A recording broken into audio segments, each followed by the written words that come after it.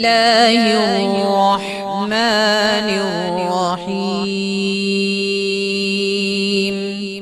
اور ناظرین کرام، اس وقت پروگرام کا باقاعدہ آغاز کرتے ہیں ہمارا پہلا سیگمنٹ، جس کا نام ہے نور کلام الہی، اور ہمارے ساتھ موجود ہیں ہماری بہن قاریہ شہناز اختر۔ شہناز، السلام علیکم، اور پروگرام میں ایک مرتبہ پھر آپ کا خیر مقدم ہے۔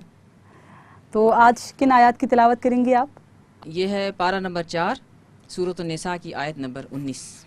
ماشاء اللہ۔ اعوذ باللہ من الشیطان الرجیم،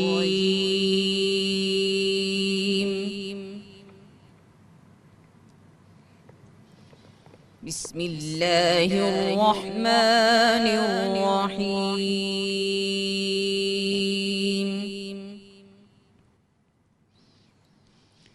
یا ایہا الذین آمنوا لا یحل لکم ان ترثوا النساء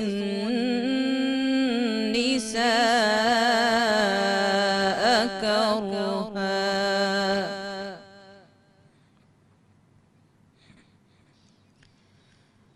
ولا تعضلوهن لتذهبوا ببعض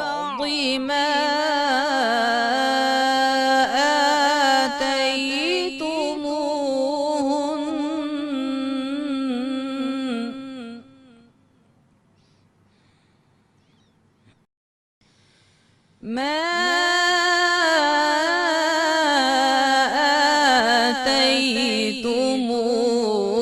آتيتموهن إلا أن يأتين بفاحشة مبينة۔ سبحان اللہ۔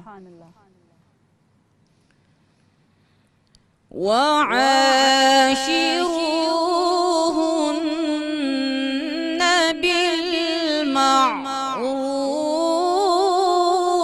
بالمعروف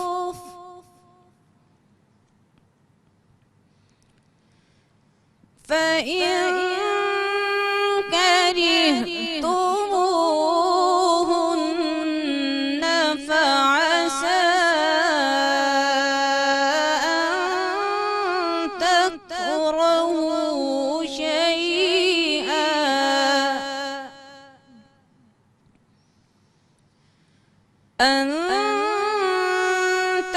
تكرهوا شيئا ويجعل الله فيه خيرا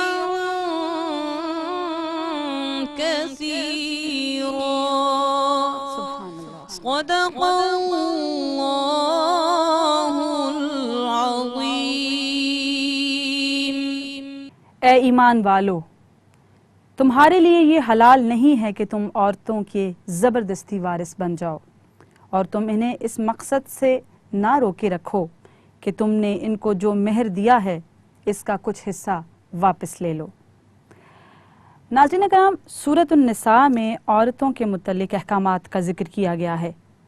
ایام جہالت میں نہ صرف عرب معاشرے میں بلکہ ہندو، عیسائی اور یہودی معاشروں میں بھی عورت پر بے پناہ ظلم و ستم روا رکھا جاتا تھا۔ اسلام نے خواتین کو بے پناہ حقوق اور قابل احترام مقام عطا فرمایا۔ اس آیت کریمہ میں ایمان والوں کو خبردار کیا گیا ہے کہ عورت پر شوہر بھی ظلم کرتے ہیں اور اس کے ورثاء بھی۔ جب عورت کا شوہر مر جاتا ہے تو شوہر کے وارث اس عورت سے اگر دل چاہتا ہے تو زبردستی نکاح کر لیتے ہیں یا کسی دوسرے سے نکاح کرا دیتے ہیں، یا اس بیوہ کا سارا مال چھین کر اسے ملازمہ بنا کر گھر میں قید رکھتے ہیں۔ اس آیت میں ان تمام باتوں سے مسلمان مردوں کو منع فرمایا گیا ہے۔ عورت پر یہ تمام مظالم اس جاہل معاشرے میں اس لیے ہوتے تھے کہ شوہر اور وارث اپنے آپ کو عورت کے مالک اور اس کی جان کے بھی مالک اور حاکم سمجھتے تھے۔ اللہ کریم نے وضاحت فرما دی کہ اے ایمان والو، تمہارے لیے یہ حلال نہیں کہ تم جبراً عورتوں کے مالک بن جاؤ۔ مزید اللہ کریم فرماتا ہے کہ عورت کو جو حق مہر کی رقم، کپڑے اور زیورات وغیرہ دیے گئے ہیں، اگر خدا نخواستہ طلاق کی نوبت آ جائے تو عورت کو دیا ہوا مال واپس نہ لو اور نہ اس پر جبر کر کے حق مہر معاف کرواؤ، اور خاص کر اس صورت میں کہ جب تم اپنی رغبت کی وجہ سے دوسری بیوی کرنا چاہو تو پہلی بیوی کو تنگ کر کے اس کو دیا ہوا مال اس سے ہرگز واپس نہ لو، اور اس کی ذات پر نافرمانی اور بدکاری کا الزام لگا کر اس سے مال واپس لینا ظلم عظیم ہے۔ حاصل کلام یہ ہے کہ ہمیں ڈرتے رہنا چاہیے اور اللہ کے احکامات پر عمل کرتے ہوئے عورتوں سے بہترین سلوک کرنا چاہیے۔ وما علینا الا البلاغ المبین۔ بہت بہت شکریہ شہناز ہمارے پروگرام میں تشریف آوری کے لیے۔ جزاک اللہ خیرن کثیرن۔ حکم شہے